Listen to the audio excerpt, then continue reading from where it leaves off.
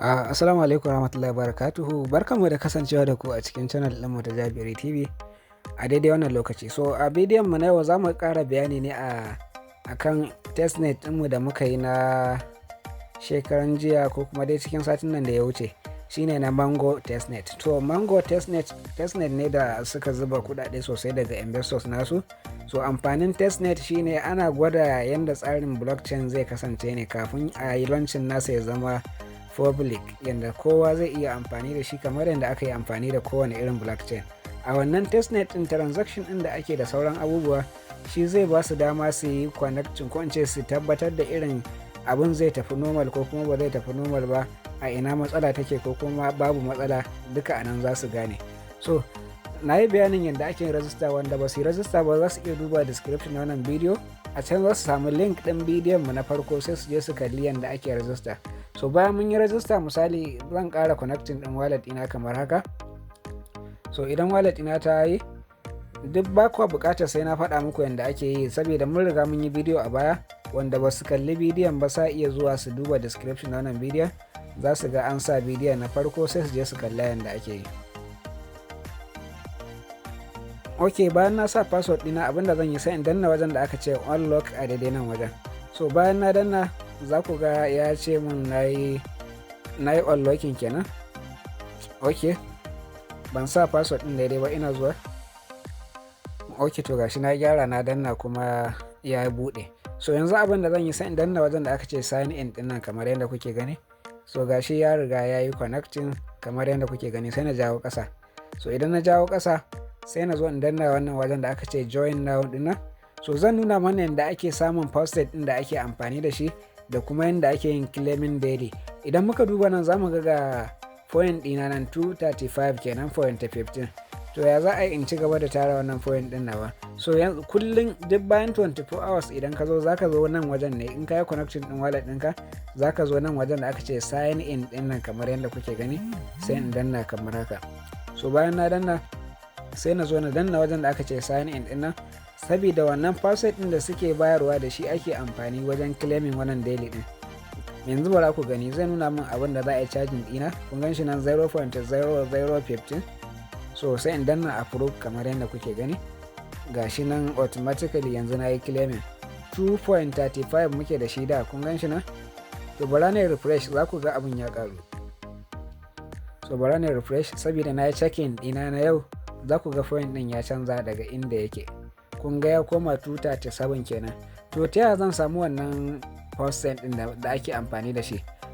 Abin da zan yi shine sai in zo in danna nan. Idan ina amfani da message browser, idan kiwi ne nan zaka danna. To nan zan danna ne yanzu. Ga wallet ɗina ta Mango kamar haka. Zan shiga kamar yadda kuke gani, ga cikin yadda wallet ɗin take.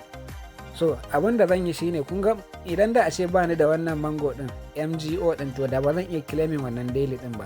To ya za a na dinga samun wannan kullun da kullun, in dinga samun sa kullun da kullun?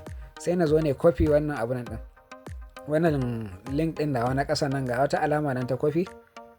Yau wato na yi copy. To sai na yi ƙasa da shi kamar haka. Bayan na yi ƙasa da shi sai na jawo haka.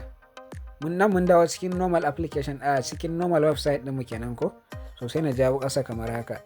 Sai in zo daidai wannan tax ɗin na ƙarshe na Discord ɗin nan kamar haka, sai in danna. So bayan na danna zai kawo ni wannan fuskar. Bayan ya kawo ni nan sai na jawo ƙasa. Ga wani waje nan da aka ce go to tax, to do tax. Sai in danna kamar yadda kuke gani, zai kawo ni cikin wata channel ne a Discord nasu. Amma ba wai cikin application ɗin Discord zai wuce da ni ba, a'a zai tsaya da ni akan browser da nake aiki da ita ne, amma a new tab. To bara ku ga abin da zai kasance. A nan za mu dinga samun wannan faucet ɗin da za mu dinga claiming kullum, da kuma staking ɗin da ake so ka yi ɗin. So idan muka kun ga mutane da yawa suna ta requesting ko, to bara ku ga yadda ake yi. Kun ga wani waje nan da aka ce message, sai in danna wajen kamar haka. Bayan na danna wajen zai bani dama na rubutu. So amma ba wai wallet ɗin zan yi pasting kai tsaye ba, bara ku ga abin da zan yi. Sai in zo in danna wannan at ɗin kamar haka. Kun ga na sa at, sai na sa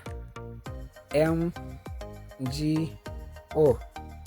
Kun ga na sa MGO, sai na dawo in danna nan wajen. Ga wannan abin ɗin, wannan 'yar alama ɗin, sai in danna ta kamar haka.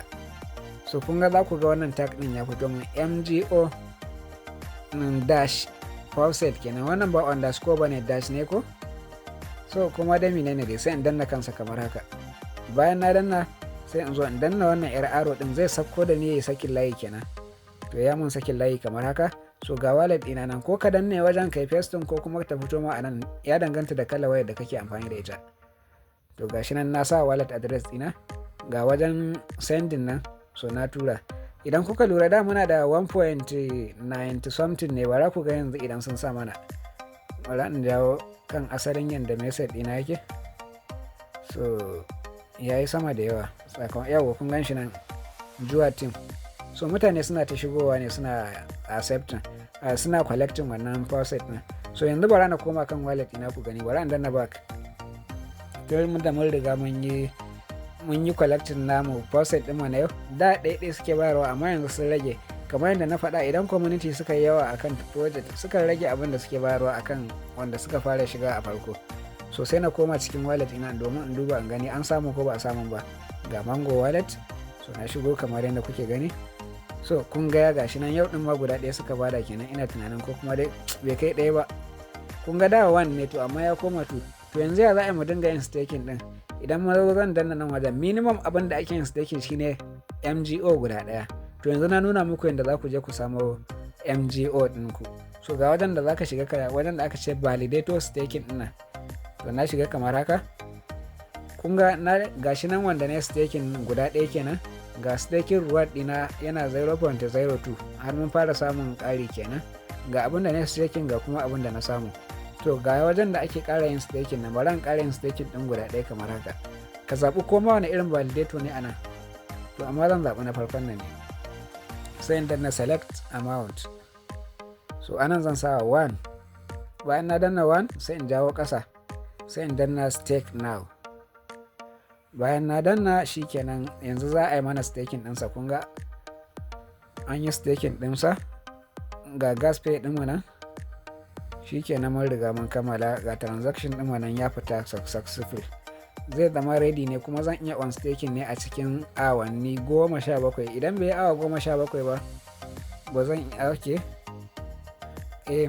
ba zan iya samun ba zan iya yin on staking nasa ba, sai yayi wannan awannin tukunna. So bara na koma baya ku gani. So kun ga yanzu ya dawo 1 kenan. Idan na koma bangaren staking, zan ga staking ɗina guda 2. Wannan na ma fara samun wannan me ake cewa, na fara samun na ma fara earning ɗinsa gaba ɗaya, na fara samun point ni ma sakamakon staking ɗin da na fara samun return kenan ko. Shi kuma wannan sai nan da awa 41 sannan kuma za a fara samun wannan point ɗin. So wannan shine yadda ake yin claiming kullum, sannan kuma yadda za ku samu abunan ɗinku faucet ɗin da za ku dinga amfani da shi wajen claiming ɗin, sannan kuma ga yadda za ku staking duka mun nuna.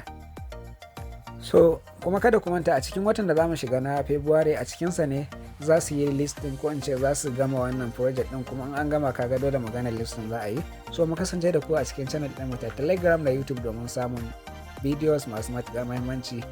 Na gode.